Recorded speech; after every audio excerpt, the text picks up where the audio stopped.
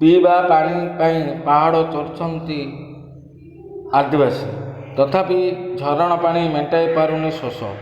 ବେଳେବେଳେ ଝରଣାର ଦୂଷିତ ପାଣି ପିଇ ସଂକ୍ରମିତ ହେଉଥିବା ବେଳେ ରୋଗରେ ପଡ଼ୁଛନ୍ତି ଲୋକେ। ଗଞ୍ଜାମ ଜିଲ୍ଲା ଧରାଗଡ଼ ବ୍ଲକ ସାହାବା ପଞ୍ଚାୟତ କାଞ୍ଜିଆମ ଗାଁରେ ଦେଖିବାକୁ ମିଳିଛି ପିଇବା ପାଣିର ସଙ୍କଟ।